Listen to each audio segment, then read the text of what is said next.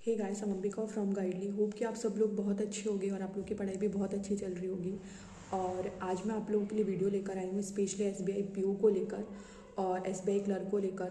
तो जो भी बच्चे इन एग्ज़ाम्स को टारगेट कर रहे हो, सबसे बड़ी बात तो कि एसबीआई पीओ में थोड़ी सी कम वैकेंसी है तो थोड़ा डिमोटिवेशन लग रहा होगा, बट एसबीआई क्लर्क ने हमें बहुत अच्छी अपॉर्चुनिटी दी है। तो मतलब आप लोग एसबीआई पीओ को देखकर डिमोटिवेट मत होना, क्योंकि एसबीआई क्लर्क में भी यदि आपका सिलेक्शन हो जाता है तो आप प्रमोट होके पीओ बन जाओगे। ठीक है, अनफॉर्चुनेटली यदि आपका पीओ नहीं निकलता है इस बार, तो बिल्कुल भी ये सब टेंशन लेने का टाइम नहीं है कि पीओ में कम है, कैसे होगा ये वो करके। आपको प्रॉपर अपनी पढ़ाई पे ध्यान देना है। इसलिए मैं स्पेशली ये सेशन लेकर आई हूँ एसबीआई को टारगेट करते हुए कि आपको कैसे अपने पीओ मीन्स को साथ में लेकर चलना है, ताकि जो एसबीआई पीओ में स्पेशली जो पैटर्न बदला हुआ है उससे आप अच्छे से डील कर पाओ और अच्छा स्कोर कर पाओ। ठीक है, तो सबसे पहले मैं कुछ चीज़ें स्क्रीन पे भी दिखाऊंगी। पहले मैं आप लोगों को नॉर्मल स्ट्रेटजी बता देती हूँ। आप लोग अपनी कॉपी पेन लेकर बैठना, उसे नोट करना और उसे फॉलो करना है वो टू डू लिस्ट को आप लोग को। ठीक है, और कुछ भी चीज़ करो तो एटलीस्ट उसे 21 डे तक आपको कंटिन्यूसली करना है। तो ऐसा नहीं कि एक दो दिन करके फिर आप उसे स्किप कर दो कि नहीं, इससे तो कोई फ़ायदा ही नहीं हो रहा है। ठीक है, तो सबसे पहली बात, प्री के लिए बात करें, दोनों एग्जाम्स के प्री के लिए हमें सिर्फ और सिर्फ मॉक टेस्ट देने हैं। वो सारे बच्चे जो कि ये रिपीटर हैं, जो पहली बारी मतलब जो पहले से एग्ज़ाम दे चुके हैं, तो उनके लिए तो ये है कि उनको सिर्फ और सिर्फ मॉक टेस्ट ही देने हैं प्री के लिए। डेली आप मॉक टेस्ट दो और उसका एनालिसिस करो।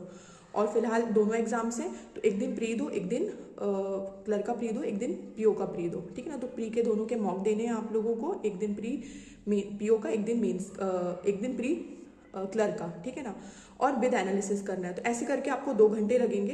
1 घंटे आप मॉक टेस्ट दोगे, 1 घंटे उसका एनालिसिस करोगे, तो 2 घंटे आप प्रॉपर प्री को दोगे। उसके बाद का जितना टाइम बचता है आपको वो सिर्फ और सिर्फ मेंस को डेडिकेट करना है। ठीक है ना, तो मेंस में आपको सबसे पहले दूसरे नंबर पे प्रायोरिटी पे क्या रखेंगे हम, पहला तो आपका मॉक टेस्ट हो गया प्री का, दूसरे पे प्रायोरिटी पे रहेगा आपका करंट अफेयर। डेली आपको 1 घंटे करंट अफेयर को देना है। और यदि आप एसबीआई पी और एसबीआई क्लर्क दोनों को टारगेट कर रहे हो तो एटलीस्ट आपको 5 से 6 मंथ का करंट अफेयर अच्छे से पढ़ के जाना चाहिए। ये मैंने कम से कम बताया।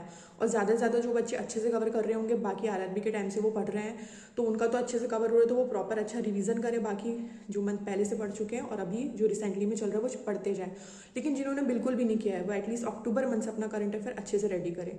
तो उसके लिए यदि आप पीडीएफ पढ़ने से कंफर्टेबल हो तो मैं बोलूँगी वीकली पीडीएफ से पढ़ो। ठीक है ना, उसके बाद गाइडली के स्मार्ट क्विज से आके टेस्ट दो, ताकि आपको पता चले कि आपने जो पीडीएफ पढ़ा है वो कितना आपको रिमेंबर है। ठीक है ना, तो सेकंड नंबर पे हम रखेंगे करंट अफेयर को प्रायोरिटी पे। थर्ड नंबर पे आप लोगों को करना है इंग्लिश का सेक्शन, मेंस लेवल। ठीक है ना, मेंस लेवल इंग्लिश कभी भी छूटनी चाहिए, क्योंकि इंग्लिश आप लोगों के लिए स्कोरिंग हो सकता है। तो जो बच्चा इंग्लिश में वीक है वो भी सेक्शन देगा, और जो अच्छा है इंग्लिश में वो भी सेक्शन देगा, ताकि अच्छा वाला बच्चा स्कोर कर पाए फाइनली अच्छे से, और जो जिसका इंग्लिश थोड़ा वीक है वो अच्छा एवरेज स्कोरिंग कर पाए। ठीक है ना, तो आपको डेली इंग्लिश का, मीन्स लेवल इंग्लिश का सेक्शन देना है।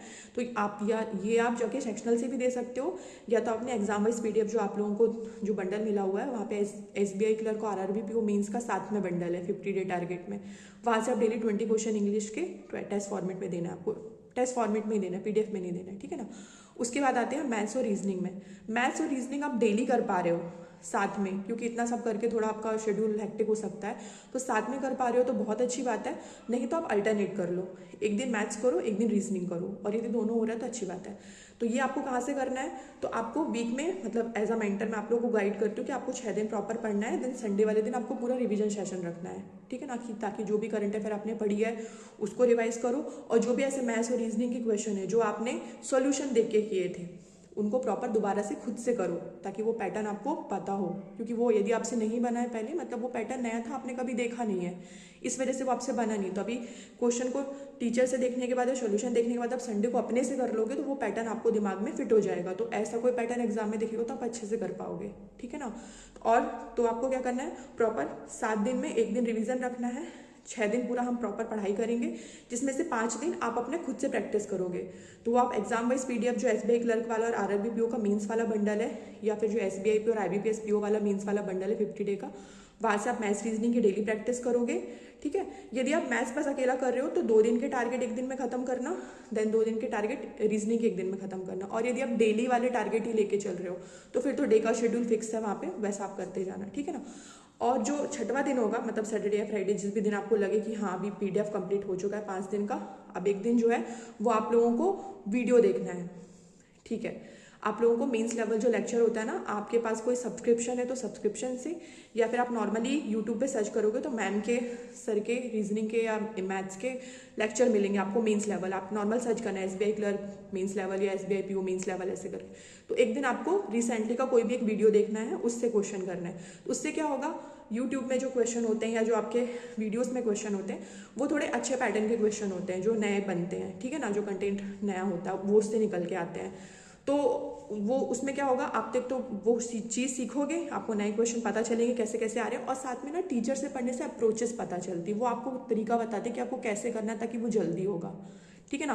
तो इसलिए आपको प्रॉपर 6 दिन में 5 दिन अपना प्रैक्टिस करना है बंडल से या मॉक टेस्ट से, और जो छठवां दिन है उस दिन आपको वीडियो देखना है मैथ्स रीजनिंग के, ताकि आप अप्रोच अच्छे से सीख पाओ। और देन संडे वाले दिन आपको प्रॉपर रिवीजन करना है, हाफ डे रिवीजन कीजिए और हाफ डे अपना बिल्कुल फ्री रहिए, घूमिए फिरिए, मेडिटेशन वगैरह कर लो, जो अच्छा लगता है वो करो, ठीक है ना, ताकि फिर संडे वाले दिन हाफ डे अच्छे से रिलैक्स होकर मंडे को फिर से आप रीस्टार्ट कर पाओ, ठीक है। तो ये प्रॉपर था स्ट्रेटजी कि आप लोगों को SBI के लिए कैसे अपना प्लान करना चाहिए ताकि आप अच्छा स्कोर कर पाओ।